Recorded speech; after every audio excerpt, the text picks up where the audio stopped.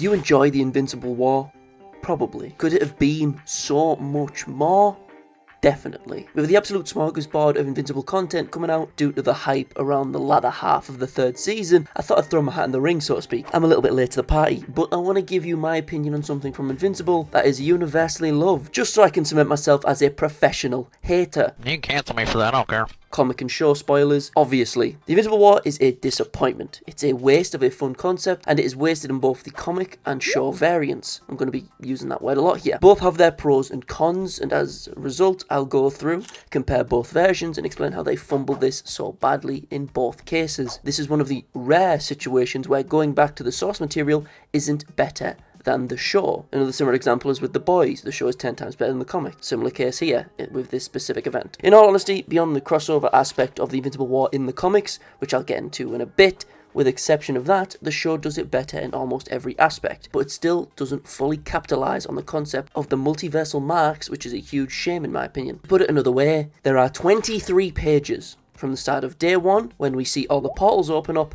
and the escape of Angstrom Levy. It's just a single issue. Sure, if you want to split hairs, you could also include a handful of pages from the previous issues of Angstrom being teased and the final reveal of his plan, but even still, 20 to 30 pages for an event in Invincible that is touted as being one of the best moments in the entire series. I disagree with that sentiment, but in the show it's at least a good chunk better. It's 35 minutes long from the start with Angstrom explaining till he eventually escapes, which is a hell of a lot better, but it's still nowhere near to how amazing it could have been if given the longer runtime. I mean, just think about it. The fight with Conquest is longer in the comics and the show, despite the fact that it's a single fight, whilst this is literally called the Invincible War. What kind of war is this short? Look at any other multiversal type story, typically in comics, where we see alternate versions of our protagonist meeting their originals. Look at the Spider-Verse, look at the Crisis stuff in DC. These are universes clashing together and they get their own comic runs, yet Invincible gives itself 20 or so pages. Yes, that may be somewhat intentional, but I'll get into that later. It gives us a smorgasbord of marks, but we don't get into any of these guys really. With the exception of this fool with the Mohawk, we get a good chunk more about him. Not the Invincibles that murdered their own Omni-Mans, we don't get a good chunk more about them. We don't find out about this Mark who spent time in a Viltrumite prison. All these characters that don't need a whole lot of depth to them, just a couple lines maybe,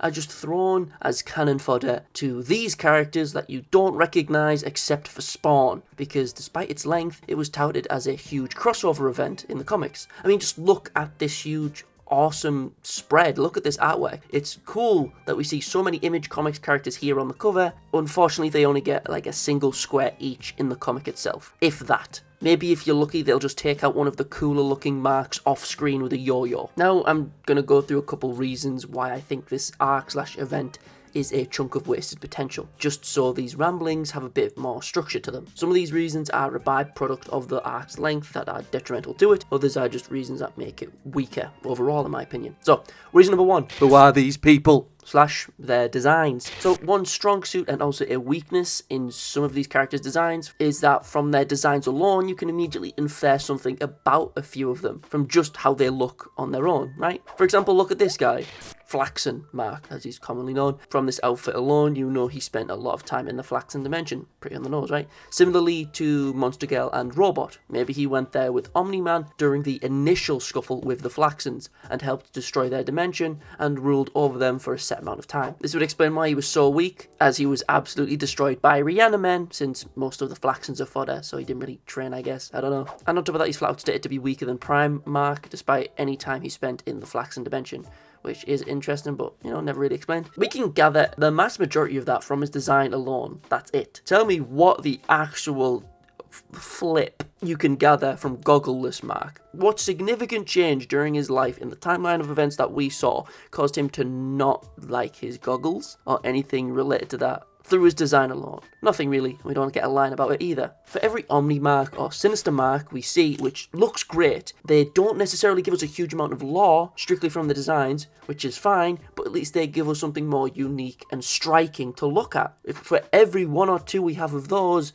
we have another long-haired Mark or no mask Mark. Like, despite how many marks we see, a lot of them just kind of don't look new from a design perspective, and you can't glean anything from their designs themselves. Another good example, a good one, is Mustache Mark. Kind of on the nose name, but just from the fact that he has a mustache tells us how much more dedicated specifically to the Viltrum Empire he is. Yes, given his colour palette, that was kind of on the nose, but you know, it's very true. But just him having a mustache is a very big deal, as we find out at the end of the series with Emperor Mark and his lack of the ceremonial mustache. Just that little thing, which looks a little goofy as hell, tells us a lot.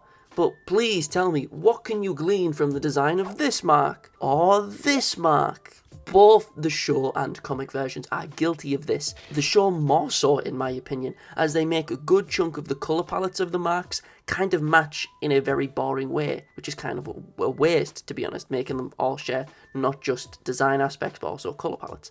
And the ones they added that are unique to the show look kind of nasty as well. This Mark, but he just shows his toes. Great. This Mark, but his hair looks like it's trying to replicate Raditz's from Dragon Ball. Neat. Like, a good few of them just kind of look bland in the show, even more so than in the comics, because whilst the designs in the comics may have been a bit more similar to each other, it has the advantage of one of the better art styles in Invincible's run, in my opinion, which makes the marks look much more visually stylized and unique despite their similar designs, whilst on the opposite side of that, the show just looks kind of static. Reason number 2, length / nothing really happened. As I said earlier, one huge factor in my disappointment of this moment in Invincible's run is due to its length, the lack of runtime. It's a single issue, a single episode. It's also a war, but whatever. Due to the lack of runtime, we don't find out much meaningful stuff about these versions. Some of them are fodder, they just died at Reanimen. Unique versions of Mark get pretty much off-screened, which is such a shame. This could have been similar to Hunter x Hunter's Chimera and Assault on the Palace, right? Constantly switching between people's point of views, fighting the different marks. Instead of that, we just see 3 days pass in a handful of pages, or a handful of minutes. We could have had a proper fight with Hoodie Mark and saw how he died in the show. We could have seen the fight with Tech Jacket instead of it being off screen. And linking into this, how the hell did Best Tiger not only fight Sinister Mark, someone relative to his Omni-Man, if not stronger, but despite that fact, none of them seem to sustain significant injury. Granted, that's only in the show, since in the comic it's Fire Breather that fights Sinister Mark, and that's another Image Comics property, hence why Best Tiger is here instead. But still, I like Best Tiger, he's really cool and all, but how did these two clash and nothing came of it? Genuinely. How did Viltrumite Mark survive Spawn / Wolfman?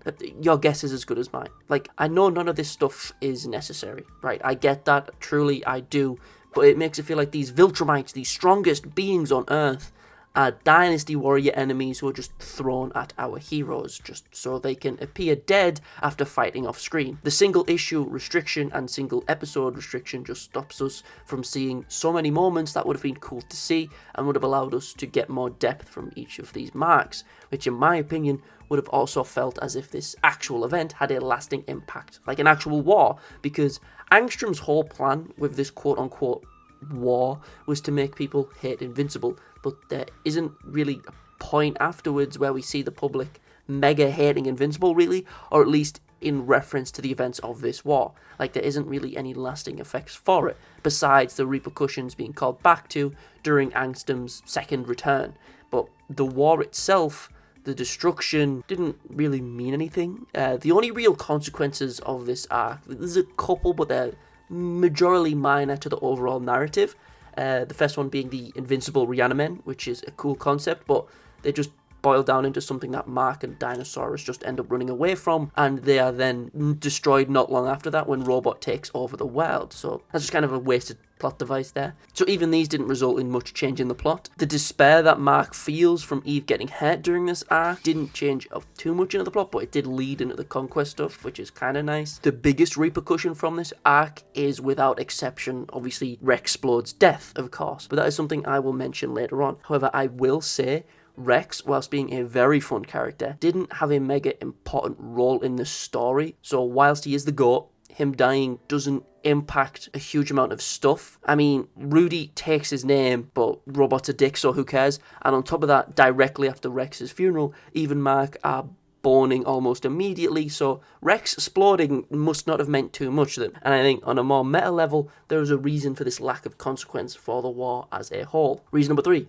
crossovers / why they suck. But at the same time, I'm still annoyed I didn't get to see Spawn animated. Like, god damn it. As the Invincible War was a crossover event that took place in the main continuity of Invincible, whilst also not being canon for the other Image comic characters who arrived during the event, it kind of meant that not a lot could have changed during this war. Like, the Image comic characters won't properly die here. Like, they just can't. And as a result, that's just kind of a rule that happens with most crossovers. And as a result, that means they have to win against the Invincibles, or at least just not lose on screen. And as a result, that means if you saw a character from Image Comics, they weren't gonna die, really. I mean, even if they did die, we wouldn't know, as they don't appear after this issue, besides, like, Savage Dragon at Rex's funeral. But that's pretty much it. The show, however, kind of took it in an understandable direction, since they don't have the Image comic licenses. They just have assorted heroes fighting the Marks. They switch around who fights who, which is pretty neat. We have Omni-Mark and Hoodie-Mark fighting Prime-Mark alongside Eve, instead of Omni-Mark infamously dying by Yo-Yo, which is a good change. That is great. But the choice overall with the Image comic licenses is a logical one. But at the same time, I like Spawn, and it would have been really cool to see him, despite my gripes with this being a crossover event. But it makes the stakes a bit lower for most of the characters who appear. But I still just want to see a Spawn fight, dude. I mean, come on. Who didn't want to see Spawn show up, even if it was just for a few frames? But this is just like a catch-22.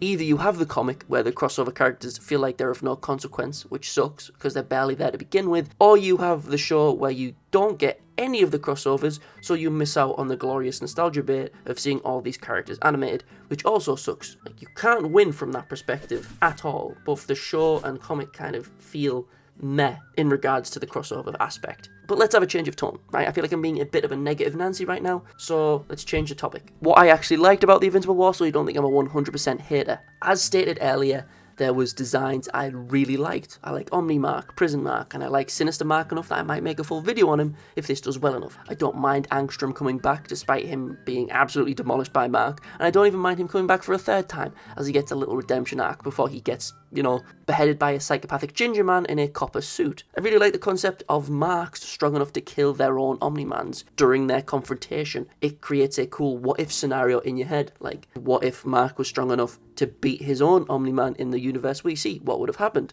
I like how Sinister Mark and Omni-Mark are portrayed in the show, as well as Sinister Mark's appearance later on. I really like it, but I feel like Mohawk Mark killed him a little too easy, not gonna lie, but positive moment, okay? Being positive. I loved seeing characters who were busy in the background doing nothing actually getting screen time. I like seeing Tech Jacket show up and just take down a Mark single-handedly.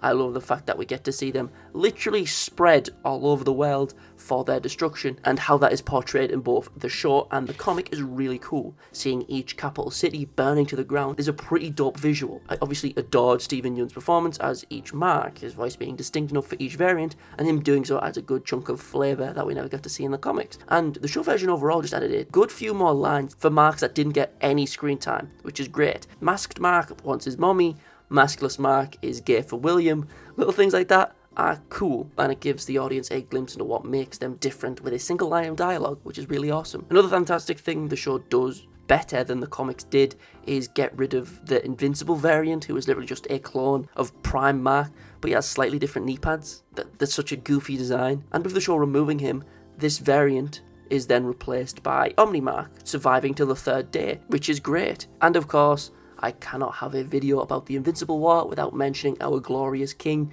Rexplode, one more time. Despite us arguably knowing more about him as a character through the comics due to his spin-off centering around his backstory, his death was pretty much just like a page or two in the comics. Rex wasn't as much of a likable character either. He had his moments, like with the Lizard League, but it's only a single punch here, and it's nowhere near as visceral as it is in the show. But yet again, the show did a chunk better in my opinion. His character alongside his voice work by Jason Matsuakis, stellar. I love it, especially his ending. Granted, I feel like Billie Eilish was a bit of a strange choice, but hey, if it works, right? At the end of the day though, there is one thing to note. The Invincible War is a pastiche / kind of a parody of these types of stories. However, at what point do you go from being a parody to becoming the tropes and cliches you are referencing? We have a play on the classic trope of the comic book superhero fighting different versions of themselves from another universe, but instead of playing with that trope and expanding on it, it just pointlessly cuts itself short, so that we can get to the conquest fight, which isn't necessarily a bad thing. The conquest stuff is cool, but I truly wish there was more to this than a single issue, because that makes it kind of disappointing. Wait, Jackie Estacado from The Darkness is in the comic Invincible War. What the fuck? Best arc. Let's go. I take it all back. The Invincible War is peak. This shit cured my lower back pain. Give me 200 quid and the love and attention my father didn't give me. This is the hands down best war arc of all time. Woo!